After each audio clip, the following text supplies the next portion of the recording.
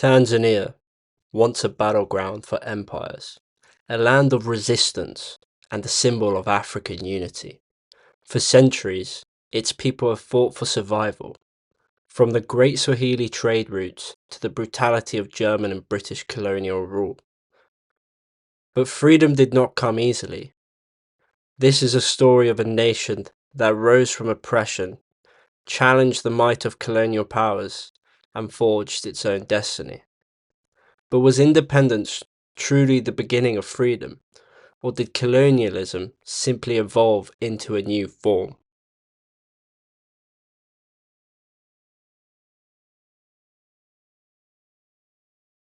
Long before European colonization, Tanzania's coast was a thriving center of commerce, the Swahili Coast. Stretching from Somalia to Mozambique, connected Africa to Arabia, Persia, and even as far as China. Traders exchanged gold, ivory, and spices for things like textiles, ceramics, and glass beads, creating one of Africa's most diverse and advanced civilizations. The Swahili city-states of Kilwa, Zanzibar, and Bagamoyo flourished, becoming wealthy hubs of trade. But these cities were not just economic centers. They were cultural bridges. Islam, introduced by Arab merchants, blended with local African traditions, and Swahili emerged as the lingua franca, fusing Arabic, Bantu, and Persian influences into one of Africa's most unique cultures.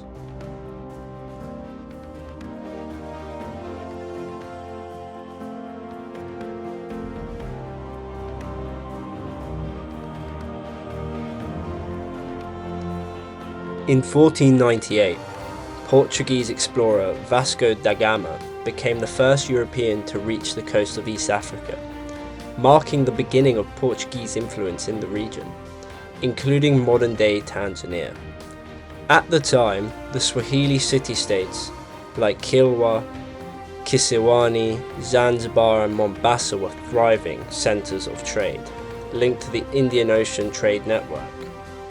But by 1505, the Portuguese, led by Francisco de Almeida, launched a military campaign to seize control of key trading cities along the coast. Their goal was to dominate the lucrative gold, ivory, and spice trade, which had previously been controlled by Arab and Swahili merchants. They sacked Kilwa, Kisiwani, Mombasa, and Zanzibar, establishing forts and trading posts to secure their control. For nearly 200 years, the Portuguese maintained a loose grip over the Swahili coast, collecting taxes from local rulers while defending their trading interests. However, their rule was never fully stable. Swahili merchants and Arab traders resented European interference and often resisted Portuguese authority.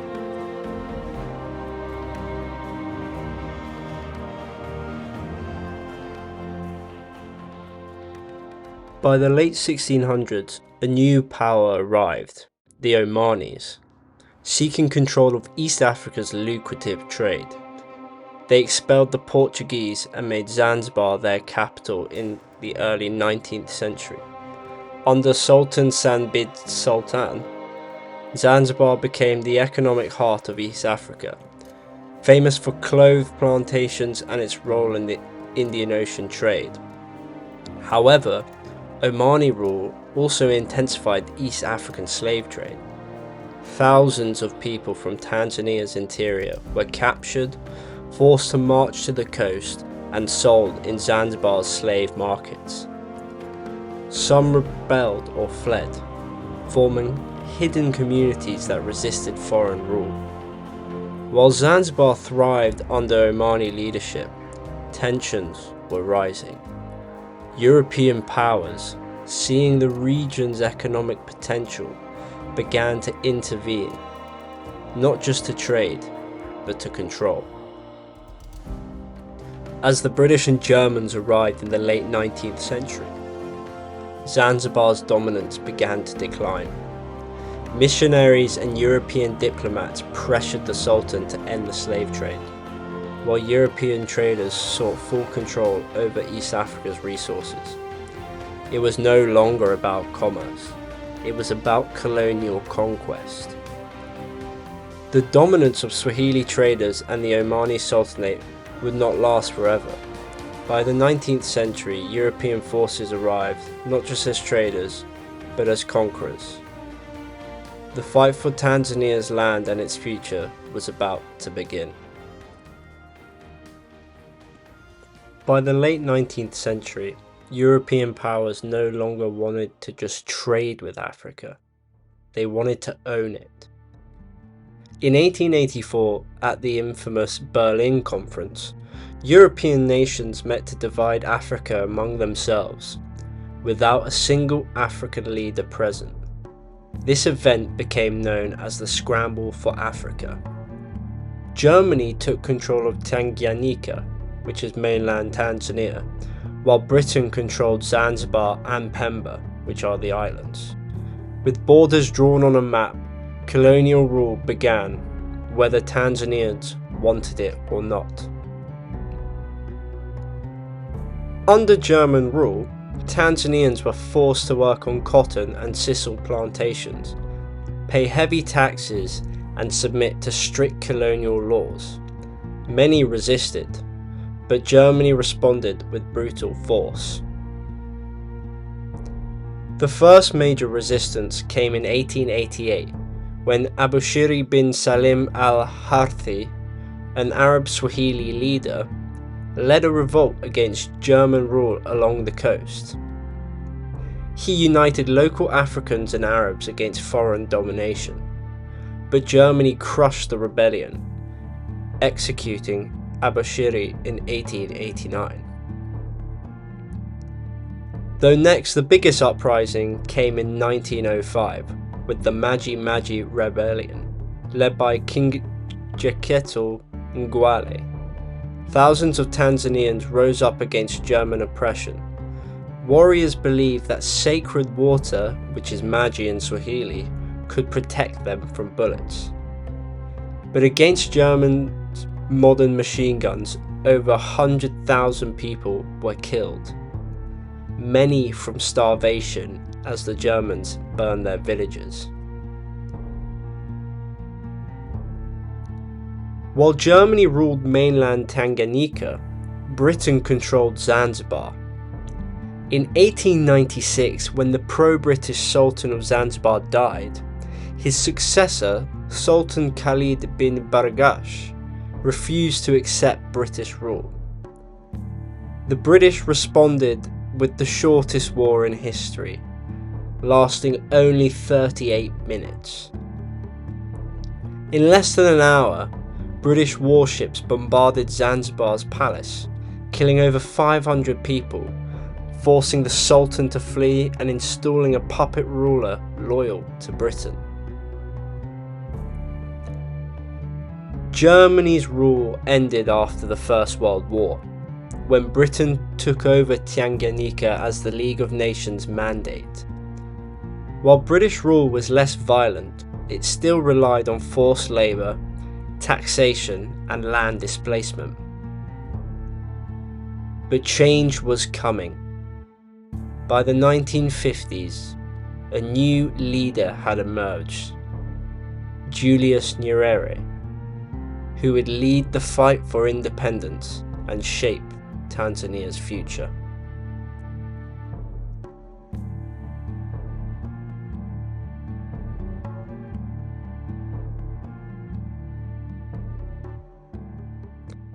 But change was coming. By the 1950s, a new leader emerged, Julius Nyerere, a school teacher turned politician who would lead the fight for independence and shape Tanzania's future. At a time when British rule still controlled Tanganyika's economy and governance, Nyerere's vision was clear. Africa must govern itself. He was not alone. Across the continent, independence movements were rising. Ghana had broken free in 1957, and Kenya's Mau Mau rebellion had shaken British rule in East Africa. In Tanganyika, the struggle would take a different path, one of strategy, unity, and political mobilization. In 1954, Nyerere founded the Tanganyika African National Union, TANU, the political movement that would become the driving force behind independence. Unlike violent uprisings seen elsewhere, Nyerere chose a different path: peaceful resistance and political negotiation. TANU's goal was simple: unite all the Tanganyikans, regardless of tribe or background, under the common cause of self-rule. With the power of words and mass mobilization, the movement spread like wildfire. However, British authorities were not ready to hand over power. They controlled the economy, the military, and the legal system. Nyerere knew that winning the people's support was just the first step. He needed to pressure Britain into action. By 1957, Britain realised that change was inevitable, but they wanted to control the pace. They introduced limited elections, hoping to delay full independence, but Nyerere saw an opportunity. He encouraged his supporters to participate in the system, win seats, and push for reform from within. The strategy worked. In the 1958 and 1960 elections, TANU won overwhelmingly, providing that the people demanded self-rule.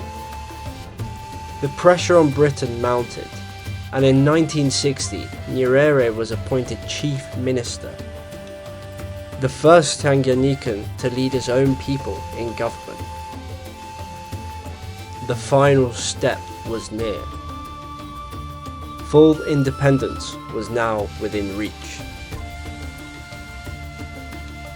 With international support growing and Britain losing its grip over its colonies, the final negotiations for Tanganyika's independence began.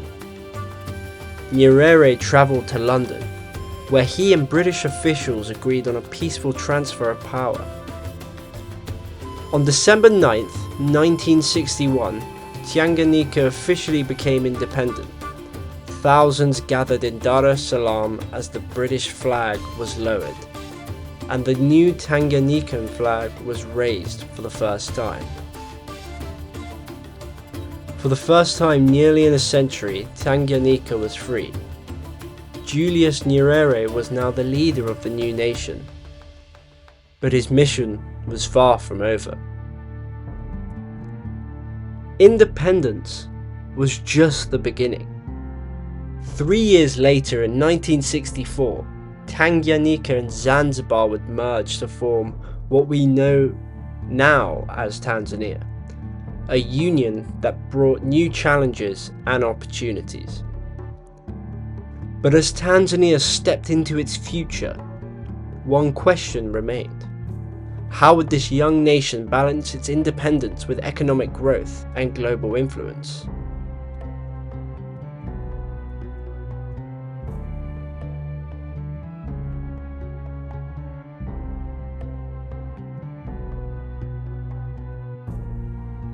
In 1967, Nyerere introduced the Arusha Declaration, launching the Ujamaa socialist program. The goal? A self-sufficient Tanzania, free from foreign dependency. Land was collectivized, industries were nationalized, and rural communities were reorganized into cooperative villages. At first, Ujamaa seemed promising. Literacy rates improved, healthcare expanded, and national unity strengthened. But soon, cracks began to show. By the late 1970s, Ujamaa was struggling. Forced collectivization led to food shortages, and Tanzania's economy was collapsing. The government depended on foreign aid, contradicting its original goal of self-reliance. By the 1980s, Tanzania was forced to abandon socialism. Under pressure from the IMF and World Bank, the country began privatizing industries, opening markets, and shifting towards capitalism. But for many Tanzanians, this new economic model brought more challenges than opportunities. After years of one-party state, Tanzania took another major step, introducing multi-party democracy in 1995. While this opened the door for political competition, the ruling party, CCM, has remained dominant. At the same time, foreign investment poured in, transforming cities like Dar es Salaam. But as Tanzania embraced globalization, a new debate emerged. Who truly benefits from this growth? Today, Tanzania is one of Africa's fastest growing economies, growing at around 8% each year. The government has invested heavily in roads, railways, ports and energy projects, such as in Tanga. Many funded by China and international lenders. But the question remains, who is really benefiting? While Dar es Salaam is booming, many rural Tanzanians still live in poverty. Foreign companies dominate key industries, and concerns over economic dependencies have risen. Is Tanzania truly independent? Or has it just entered a new era of neo-colonialism?